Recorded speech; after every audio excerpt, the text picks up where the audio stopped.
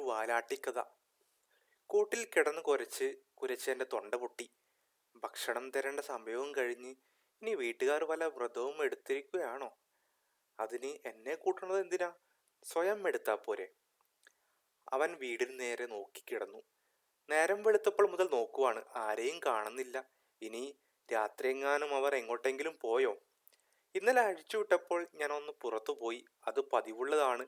നമ്മുടെ വീടിന്റെ പരിസരത്ത് ചില കൂട്ടങ്ങൾ ഒരു ചുറ്റിത്തിരിയൽ, അതൊന്ന് നോക്കണം. അവരെ കണ്ടാൽ ഒന്ന് വിരട്ടണം. വേറൊന്നുമല്ല, അവന്മാർക്ക് ഒരു ധാരണയുണ്ട്, വീട്ടിൽ വളരുന്നവർ വലിയ സംഭവമൊന്നുമല്ല, ഒന്ന് വിരട്ടിയാൽ പേടിച്ചോളുമെന്ന്. അതൊന്ന് മാറ്റി കൊടുക്കാനാണ് പോയത്. അതൊക്കെ അതിന് വൃത്തിക്ക് ചെയ്തു. പക്ഷേ സമയം പോയത് അറിഞ്ഞില്ല. വന്നു കിടന്നപ്പോൾ സമയം പുലർച്ചെ ആകാറായി. നന്നായിട്ട് ഉറങ്ങി. ഉണരുമ്പോൾ കൂട് പൂട്ടിപ്പോയിരുന്നു. ആരാണ് ഇത്ര രാവിലെ വന്ന് പൂട്ടിയതെന്നൊരു സംശയം ഉള്ളിലുണ്ട്.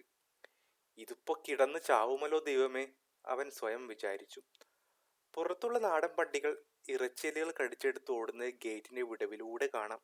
എൻ്റെ വായിൽ വെള്ളം വന്നു. ആ എൻ്റെ വിധി, ഞാൻ സ്വയം സമാധാനിച്ചു. എന്നാലും ഇത്രയും നേരമായിട്ട് അവർ എനിക്കെന്താ ഒന്നും തരാത്തെ? ഞാൻ എന്നോട് തന്നെ ചോദിച്ചു. ഒരു ജീപ്പ് കടന്നു വരുന്നുണ്ട്. ഇനി ഇവരാണോ ഭക്ഷണം തരുന്നത്? ഞാൻ അവരെ സൂക്ഷിച്ചു നോക്കി. അല്ല, അവരല്ല. അവരാരാണ്? ഞാൻ എൻ്റെ പതിവ് കുര തുടങ്ങി. അവർ വേഗം അകത്തേക്ക് പോയി. ചിലർ ചിരിച്ചു വരുന്നു. പുറത്തൊക്കെ ആകെ പരത്തുന്നു. എനിക്കാണെങ്കിൽ കുരക്കാനുള്ള ആരോഗ്യം പോലുമില്ല. എങ്കിലും കുരച്ചു. അല്പം കഴിഞ്ഞപ്പോൾ അവരെന്നെ നോക്കി ഒന്ന് ചിരിച്ചു. എൻ്റെ കുരയുടെ ശക്തി താണുപോയി. വേറൊരു വാഹനം വരുന്നു. അതിൽ ആരൊക്കെയോ ചുമന്നു കയറ്റി. അതും പോയി. ഇതിപ്പോ എന്താ കഥ? ഒന്നും മനസ്സിലാവണില്ലല്ലോ. അടുത്ത വീട്ടിലെ ചേട്ടൻ വന്നു. ഓ, പുള്ളിയെ എനിക്കറിയാം. ഇടയ്ക്കെനിക്കും ചിക്കനും മീനും ഒക്കെ തരാറുള്ള ഒരു പാർട്ടിയാണ്. ഇന്നിപ്പോ വെറും കയ്യോതെയാണല്ലോ വന്നേക്കണേ. ഞാൻ വീണ്ടും ഉറങ്ങാൻ കിടന്നു. അവരൊന്നും പുറത്ത് കാണുന്നില്ല. വിശപ്പിനേക്കാൾ അവരെ കാണാത്ത ആദ്യമായി എനിക്ക്. വീടിനു മുകളിൽ വലിയ പന്തൽ ഉയരുന്നു. ഞാൻ ഒന്നും മിണ്ടാതെ കിടന്നു.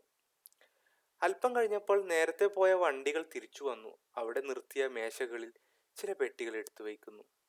ഞാൻ ഒന്ന് ഇടംതിരിഞ്ഞു കിടന്നു. ആളുകളുടെ എണ്ണം കൂടി വരുന്നു. ഞാൻ നോക്കിയിട്ടൊന്നും കാണാനും ആവുന്നില്ല. വീണ്ടും എണീറ്റ് തിരിഞ്ഞു കിടന്നു. അപ്പോഴേക്കും വിശപ്പ് എന്നെ തോണ്ടി വിളിക്കുന്നുണ്ട്. ഇപ്പൊ എനിക്ക് മുൻവശമൊക്കെ നന്നായി കാണാം. തിരുവല്ലയിലുള്ള ചിറ്റപ്പനൊക്കെ വന്നിട്ടുണ്ടല്ലോ. അവരൊക്കെ വല്ലാത്തൊരു മുഖഭാവം.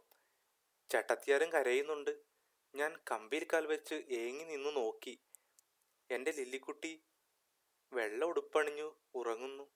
അമ്മച്ചിയും അപ്പച്ചനുമുണ്ട്. അവരും ഉറങ്ങുകയാണ്. ഞാൻ ലില്ലിക്കുട്ടിയെ ഉണർത്താൻ ഉറക്കെ വിളിച്ചു. അവൾ എന്നെ നോക്കി ചിരിച്ചില്ല. അപ്പനും അമ്മയും നോക്കിയില്ല. ഞാൻ വിഷമത്തോടെ താഴെ ഇരുന്നു. കുറെ കഴിഞ്ഞപ്പോൾ അവരുടെ നിന്ന് ആരൊക്കെയോ ഒരു വണ്ടിയിൽ കയറ്റി കൊണ്ടുപോയി. അപ്പോൾ അവിടെ ആരുമില്ല, ഞാൻ മാത്രം. ആരൊക്കെയോ വീടിന്റെ പടി കടന്നു വരുന്നു. ഞാൻ അതിശക്തമായി കുരച്ചു. അവരെന്നെ നോക്കിയില്ല. ചിറ്റപ്പനെ കണ്ടപ്പോൾ ഞാൻ ഒന്ന് അടങ്ങി. ചിറ്റപ്പൻ വന്നു. എൻ്റെ കൂട് തുറന്നു. ഒരുപാട് നാളുകളായി കിടക്കുന്ന എൻ്റെ കഴുത്തിൽ ചങ്ങല അഴിച്ചു മാറ്റി. എന്തോ നഷ്ടപ്പെട്ട പോലെ എൻ്റെ ഉള്ളിൽ വേദന തോന്നി. ഞാൻ കണ്ണുനീരോടെ ചിറ്റപ്പനെ നോക്കി. ആ കണ്ണുകൾ നിറഞ്ഞിരിക്കുന്നു. പോയടാ, എല്ലാവരും പോയി. നീ നീ എവിടെയെങ്കിലും പോയിക്കോ. ഇനി ആരുമില്ല നിനക്ക് കാണാൻ. ഇത് പറഞ്ഞ് ചിറ്റപ്പൻ കടന്നുപോയി. ഞാൻ കൂട്ടിൽ തന്നെ ഇരുന്നു. എനിക്കറിയാൻ പറ്റുന്നില്ല, മനസ്സിലാകുന്നില്ല എനിക്കാരുമില്ല എന്ന്. നേരം കടന്നുപോയി. ഞാൻ പുറത്തിറങ്ങി വീടിന്റെ നേരെ നടന്നു ചെന്നു. വാതിലിൽ നേരെ നോക്കിയിരുന്നു. എനിക്കറിയാം ആരും വരില്ല എന്ന്. എൻ്റെ വിശപ്പ് എങ്ങോട്ടോ പോയി. ഞാൻ ചുരുണ്ട് കിടന്നു.